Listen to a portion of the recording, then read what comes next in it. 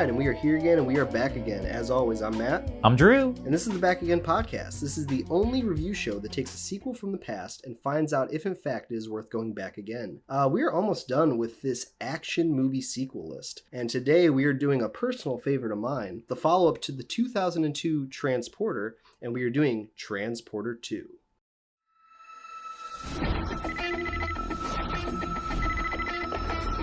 Yeah. I'm looking for a transporter. I'm listening. It was supposed to be an easy assignment. Hey! What's the first rule when entering a man's car? Good. This was a favor. I don't usually do this sort of a job. I thought you were a professional driver.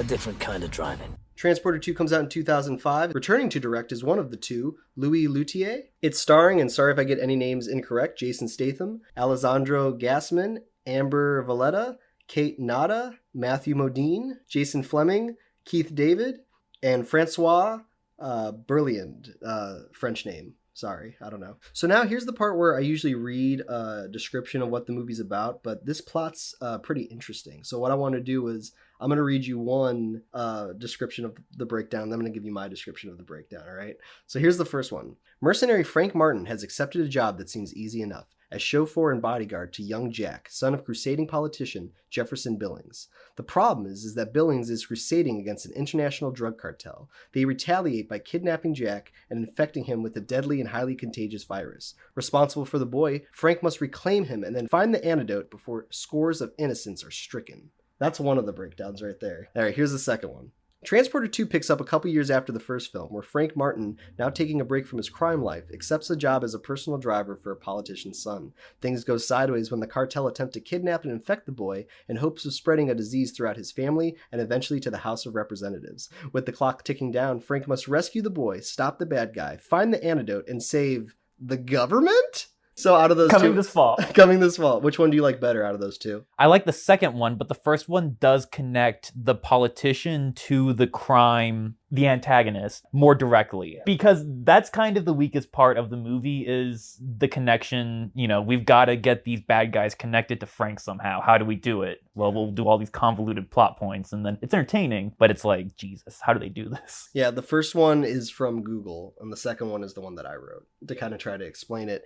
And you're right, it's interesting reading how they're describing this movie because there's a lot of factors. This is like, we always say that plots are kind of convoluted on the sequel podcast. I wouldn't say this plot is convoluted. I would just say there's a lot of it. There's a lot of things like going on that you just don't happen to know beforehand. It transports you around, if you will. Yeah, exactly. So let's talk about this Transporter kind of franchise. And I think a good place to start is to kind of go back to the plot because, you know, the first movie Transporter that comes out in 2002, it's got a fairly simple plot. We meet a guy, he's a transporter, and then something goes wrong on one of his transports that leads to, like, you know, a wacky series of events. But at the end of the movie, he resets and he goes back to being a transporter. But what is a transporter, Matt? A transporter is just somebody who does crime, who just transports the crimes or transports the goods to other criminals and stuff like that, right? He's a criminal transporter. Yeah, he's a car for hire. That's how we know him, right? In the second one, he's still a criminal transporter, but this movie isn't about him being a transporter. What this movie is kind of like right guy at the wrong time. Because they are essentially hiring a chauffeur. The bad guys then attack the boy and the chauffeur, but they don't know that this chauffeur, who's really only filling in, Frank's only filling in for a friend. He explains that like to the wife, like, oh, I'm only doing this for a month and then I'm going to go back to my life or whatever. But that contributes to the plot because they don't know that this guy's like a badass. So they go to steal the boy,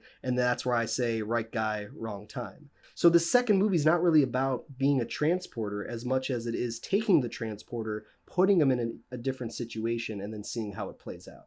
I agree with that. What I would say is the first movie should have just been called The Transport because it's all about the job. You set up what his job is, and then how can we make this the most interesting example of this? And they do a pretty good job. This should actually be called The Transport 2, The Transporter. Because what you're doing here is you're actually applying the skills and talents learned, as one will learn, doing a transport type of job, but connecting them more directly to Frank Martin and how he chooses to attribute those in his real life. Because when he's doing this chauffeur thing, it's kind of like his real life. He's not really doing the act of the crime driver anymore. We saw that all in the first one. I'll tell you what, it would have been cool if they gave this movie a different title, but they kept it canon that he's the transporter again in this movie. Because the movie's not about transporting anything. It's about, like, they should have called this movie, like, The Chauffeur. That's the thing I'm saying, though, is he's still using all of the, because it ends up getting, the cartel involved. So then he ends up attributing all of the skills he learned as a transporter into this chauffeuring job. Yeah, and it feels like a missed opportunity because there's never a moment in Transporter 2 where the bad guys say, like, who the heck is this guy? The chauffeur? Like, you would expect the bad guys to really kind of be hit sideways by the fact that Frank Martin is, like, so equipped. They're kind of expecting it. Yeah, they're really not surprised by it. They kind of just keep their cool. Like, I think about that scene at the hospital where they take out everyone, and then when he kind of interjects and tries to stop the injection with the needle, then they're just fighting him, but they're not, like, surprised at all that they're fighting the driver. And even, like, the bad guy, there's never a scene where he's like, what happened? The driver? But he's just a driver. That's the thing, is he looks intimidating. So when someone like Jason Statham fights well, your first instinct isn't really to be surprised. Like, oh wow, you fight well? It's to be like, oh, of course this guy fights well, look at him. He's bald, he probably doesn't have much else going on. So yeah, so outside of that, I don't really have any problems with the plot. The plot's really kind of goofy and silly with this whole, the cartel is trying to affect a politician so he can get the whole, a whole room full of, like, senators and reporters all sick and stuff. It feels kind of out of left field. You can judge a movie's seriousness by the saturation. If it's super saturated like this, it's not serious. If it looks like The Road, then it's super serious. Yeah, we just saw something with this with Bad Boys where the first one kind of has one look to it and then the second one looks way more kind of like early 2000s and it's way more saturated. Like this is kind of the same deal with the Transporter one because the first Transporter, it's not set in America. I don't remember absolutely where they are, but it's got more of a kind of beige color tone and it's more kind of grounded. Whereas in this one, like you said, it's way more colorful. It's way more vibrant. Yeah, there you go. I think it plays better with less over-the-top action. Like, you can't really have the vibrant and the over-the-top action because then it's almost like too much. This, you have a little bit more subtle action, air quotes, but it's the saturation kind of helps make it pop a bit more. And you don't need over-the-top action when you have a lead that is an action guy. Yeah. Right? I mean, the good thing about this Transporter franchise is that Jason Statham, for the most part, is doing all his own stunts. And he's a great fighter. He's great on camera. I wish that there was a little bit more steady cam in the franchise because I want to see more of it. But for the most part, he's what's entertaining. I personally had, the color palette was one thing. I had a little bit of difficulty distinguishing the action from the first one. I felt like they were both pretty decent. They both had a decent amount that they were contributing. It wasn't crazy cutting like Bad Boys, but it also wasn't like flawless choreography like The Raid. It was a very nice middle ground where you could tell that there were enough people who cared enough, and it wasn't so much we're gonna put everything we have into this, but it also wasn't so much keep cutting, shake the camera more, it'll make it seem more intense. They knew what they were doing if they also weren't the most talented people in the world. I think the second one has more fight scenes and action because the first one's about transporting, right? So you'll have an opening, car chase scene, which is what they do in the first one, but then it takes a while to get some more action going because you have to have the plot kick in at some point. With the second one, they don't open on an action scene. Well, they do. They open on him fighting in the garage again. But the plot kicks in a lot faster because we're not waiting to reveal something that involved with the transportation of something. We're just dealing with like a situation. So bad guys are going to pop up here at the doctor's appointment. But I mean, this sequel has more fighting in it. It has more action, especially when you consider that whole final act when he's like, raiding to go get the boy back or to go get the antidote or something like that. I think it has more to do with the plot being more centralized in the first one. That's kind of why the action is structured the way it is. Because we've got to get a big piece to kick us off in the beginning so that people will sit through the exposition we have to get through, and then we can bring the action back around at the end of Act 2 and into Act 3. In this one, the plot is kind of takes a back seat. It's not necessarily the worst thing in the world, but you can tell that it wasn't necessarily what they were most focused on. So it's kind of structured to accommodate a more high-octane action movie, where it's like we can spend a little bit bit time at the beginning, but then it's essentially nonstop action as soon as Act 2 starts. I think the sets in which Jason Statham fights, they make more sense in the first one because they're connected to the plot. Like, when he breaks into the mansion, he kicks the door in after like a ding dong. Yeah. And then when he's also fighting on like the crates, like the storage crates and stuff like that, or even on the truck. But I actually like the set pieces more in the second one, because they're just like, they're just super fun set pieces for him to fight in. And they're unique. They don't fall into the tropes of this is what they do in action movies, so we should do it too. It's like, what's something not necessarily related to the plot, but what's something different that we can kind of have an excuse for them to go to. Well, plus this whole final act where he's fighting all these guys, I was bringing this up when we were watching it, feels very like Jackie Chan inspired, because there's a point where he's fighting with a water hose. He's wrapping everybody in it, and then he turns on the water, then they all kind of get sucked back like a Sam Raimi movie and everything. I think the weakest fight between the two is the first fight in the second one, and then everything else in the second one is more of a callback, or it's something with a little bit more of a clever twist. And then on top of that, it's a little bit bigger in a way that doesn't detract from the character or the plot for all its faults. So I do think that even though the second one has the worst fight in it at the beginning, I think it does have a lot more better fights. That opening fight in the second movie, it kind of tells you what this movie is going to be, because the opening of the first movie opens up on driving. It shows him being a transporter. So with the second one, when they open up on a fight scene, they're kind of almost like subconsciously telling you, like, this isn't going to be a transporter movie. This is going to be about a driver who knows how to fight. So they're going to try to get him out of his car. He's going to fight him. Then he's going to go back to his car and go back to work. My immediate reaction was to say I don't think that this does a good job of, that opening scene does a good job of representing the sequel as a whole, because it seemed redundant in the way that it was portraying the car, the garage, Jason Statham, but it's still doing all that stuff that it did in the first movie that was about transporting. So it made me think that this was just going to be full of cliche like copy, like almost like an Escape from LA. But then they do a great job of deviating. They make it more about the fighting, they make it less about the transporting, which you're okay with because Jason Statham is an interesting character and a good actor. So yeah, aside from the first few, I think the first few minutes are definitely the weakest link of this movie. But everything else, I think we agree, kind of is pretty on point. Well, you brought up a good point with the sequels having these Escape from LA tendencies, and there is one moment in this movie where they put the bomb on the bottom of his car, and then they take the boy and they tell him to drive away, and then the bad guy's like, wait till he gets some distance and then blow up the car. And his his solution for this is he's gonna launch the car in the air where there's what do you want to say? That's like a crane, right? It's in a crane's dangling, and then he flips the car upside down, and the crane successfully takes the bomb off the car.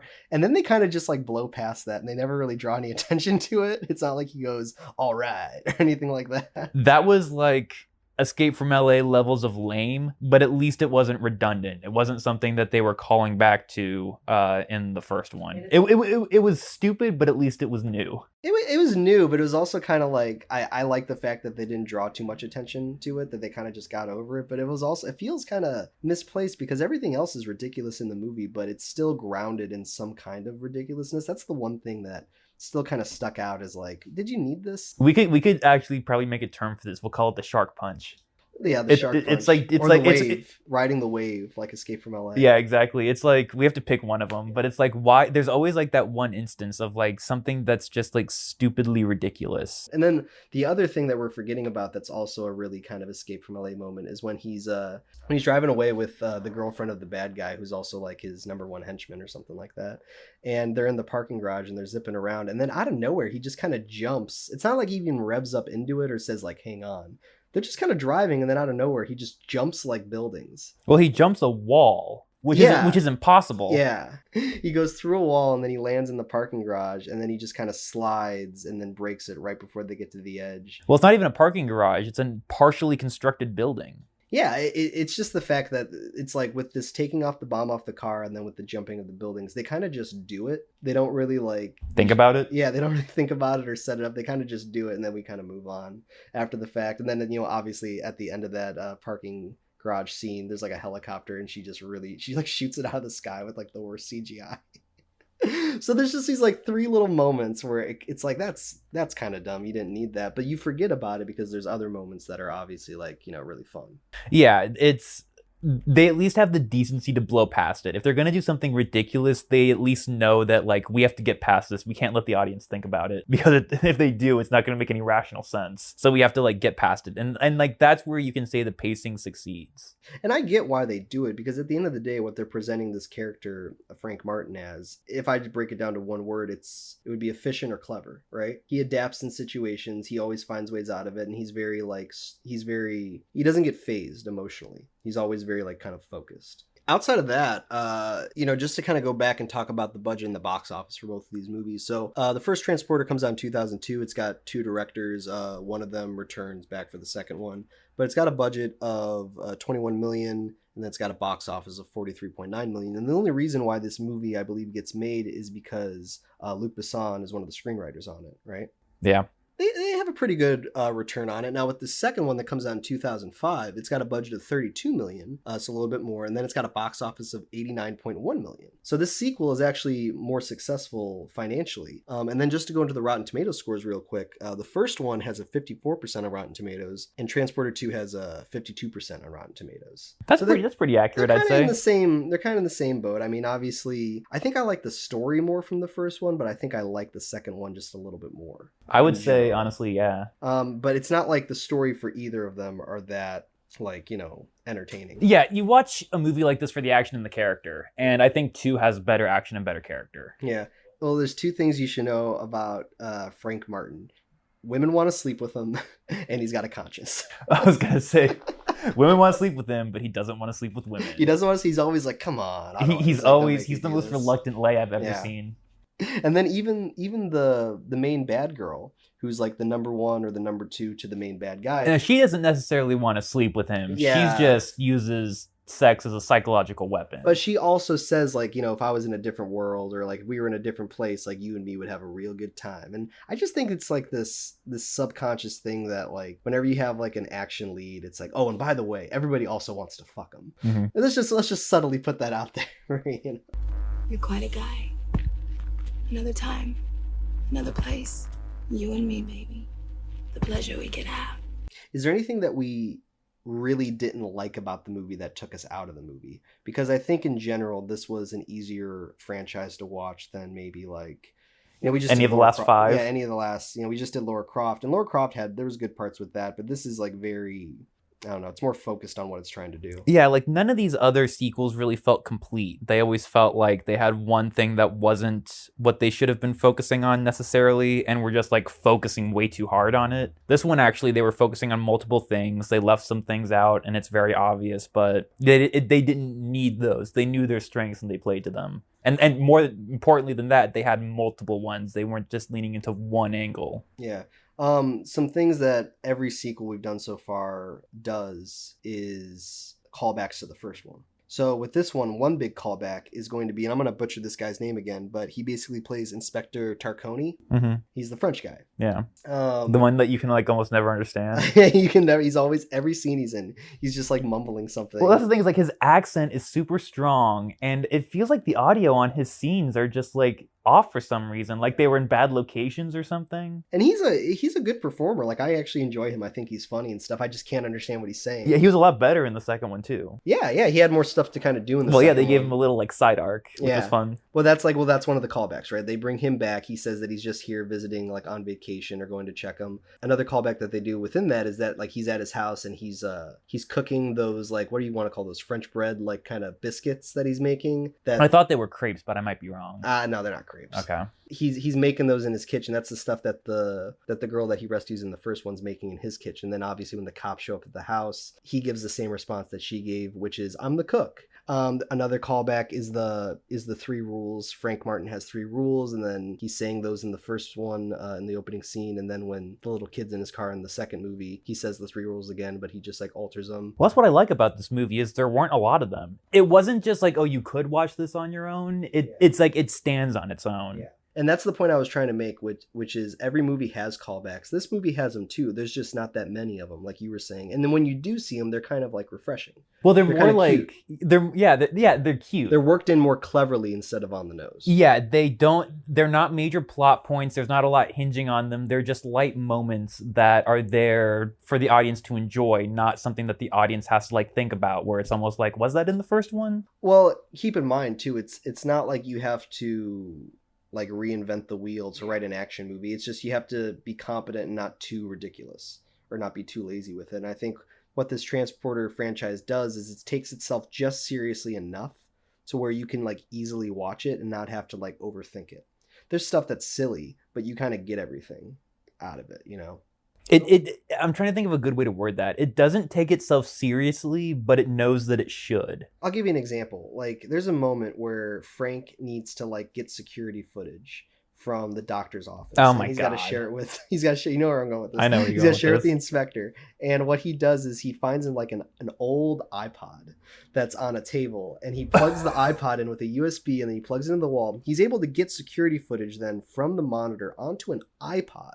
And then when he gets back into a car, he's going to share the footage from his iPod into his car. That's then going to be sent to a police computer that then the inspector can hack into and then cross-reference it with documents and pictures that are in the police database of this guy that they're looking for. Now, you said an old iPod. I'll correct you. That is state-of-the-art technology back then. Oh, yeah. They did not know what iPods were capable of back in whatever year this was, 2004, 2005. So when they were doing that, it was very believable. So when you're watching it, it's very like... When you're watching it nowadays. Yeah, okay, I'll play devil's advocate. So when you're just watching it in general, you're like, okay, technology. When you're watching it nowadays, like, that's an iPod. Yeah.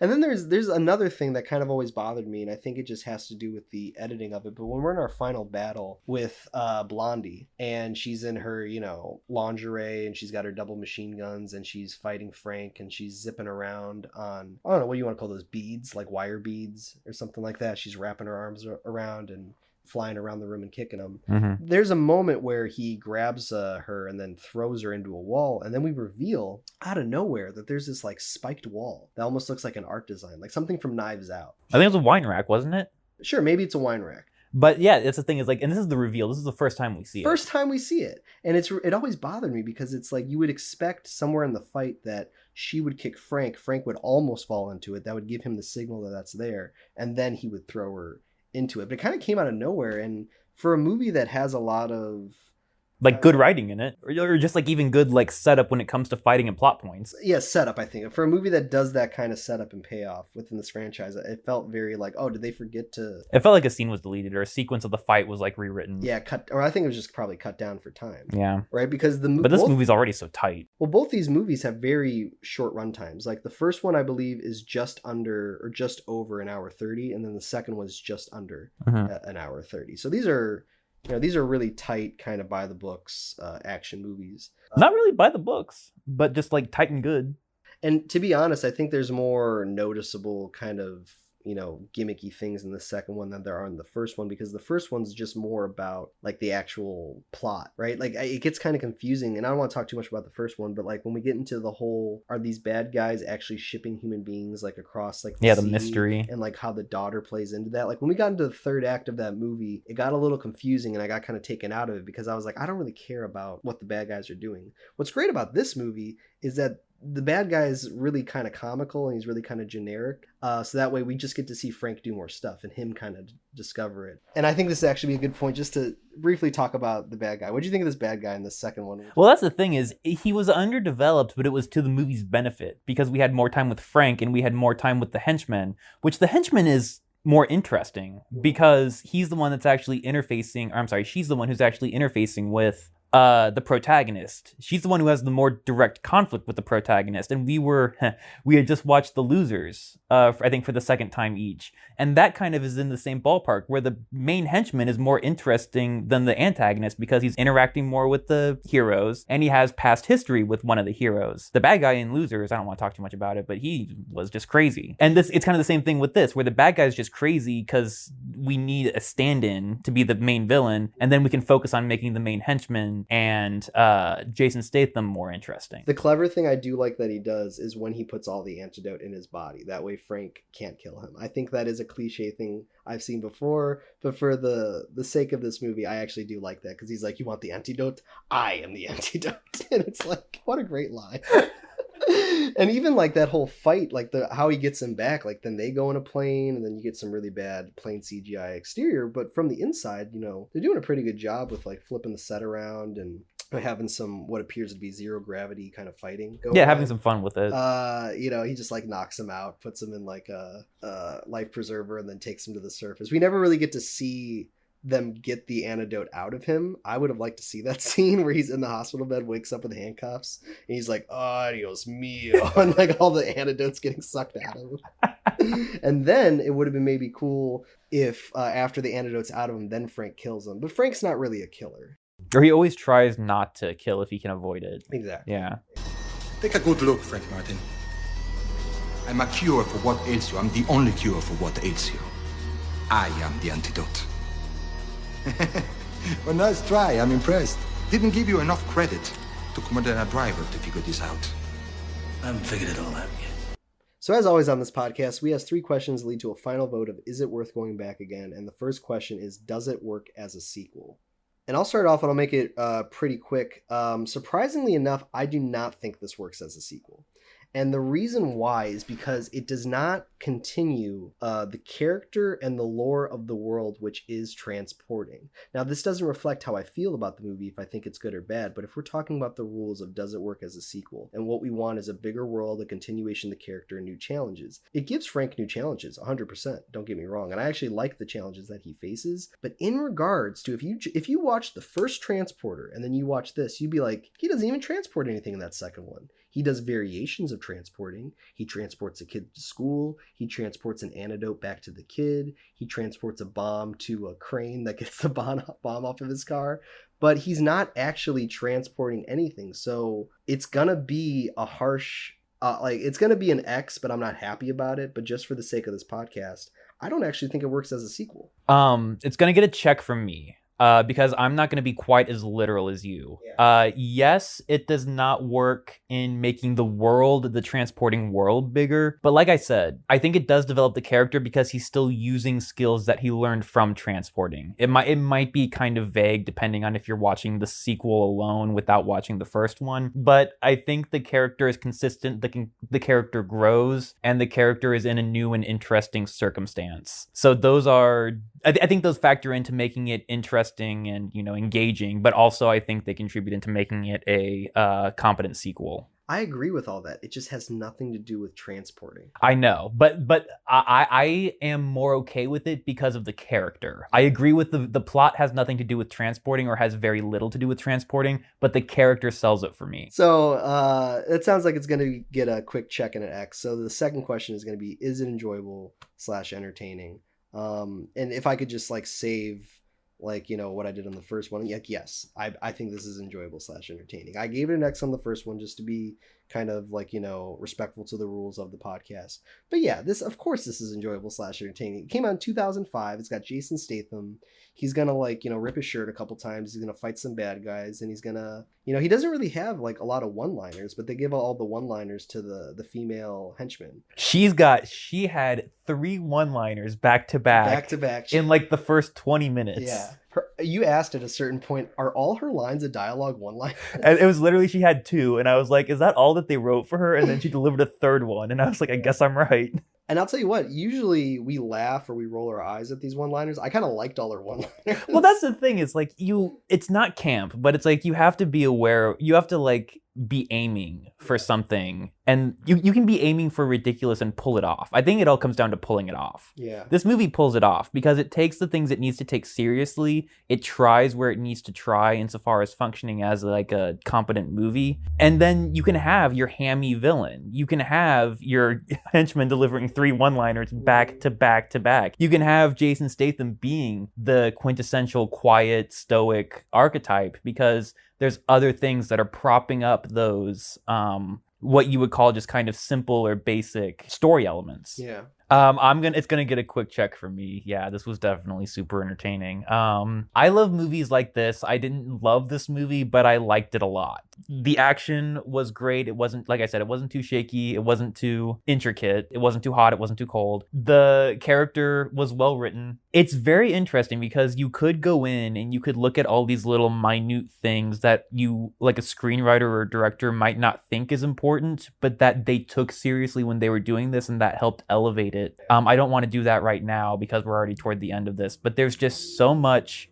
I think the word is care, that we don't see in a lot of these other sequels that goes into this movie that really helps prop it up despite what would be perceived as shortcomings. Yeah, I think we can both agree that, yeah, that's 2 checks. This is enjoyable / entertaining. So the last question is, does it need to exist? And you can start off this one.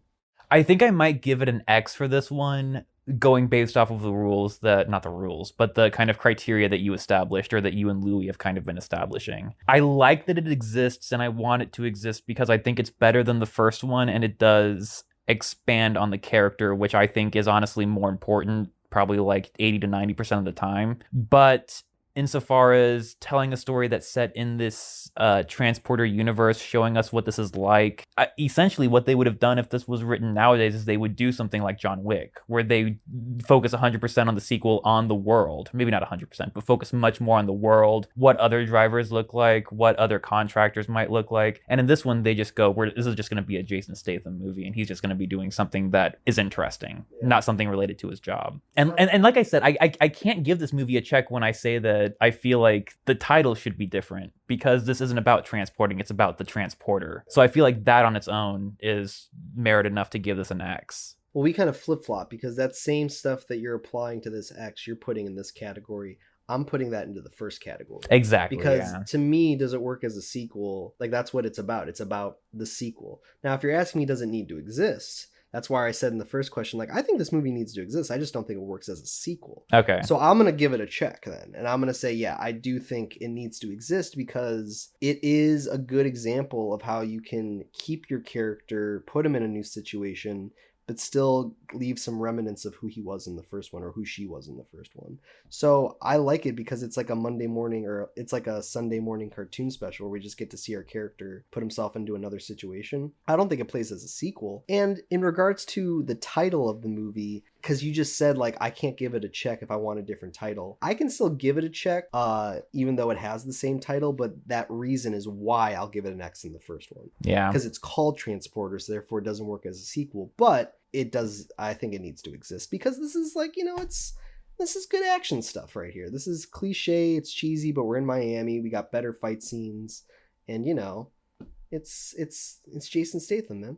Exactly, yeah. So this is, we agree on what the problem is, but we disagree on where to put that problem, or what that problem means. So if you're doing that math at home, that's going to be 4 checks and 2 X's. So it is going to get 1 giant check for worth going back again. And yeah, I'm personally a fan of this franchise. I think that you have gained some positives from watching it for the first time. And I would also recommend, and hopefully in the future, when we are, doing more sequels or more continuations of franchises, we get to do Transporter 3. But I would recommend to people, if you're looking for a nice kind of, like, Transporter 2 is like a good, like, Sunday movie, if you need to watch like a Sunday action movie. So as always, everyone, thanks for listening. If you like this episode, make sure you like, subscribe, that you comment below. You can listen to all our episodes on wherever you listen to podcasts, or on all streaming platforms. And then you can also watch these full episodes with video on YouTube.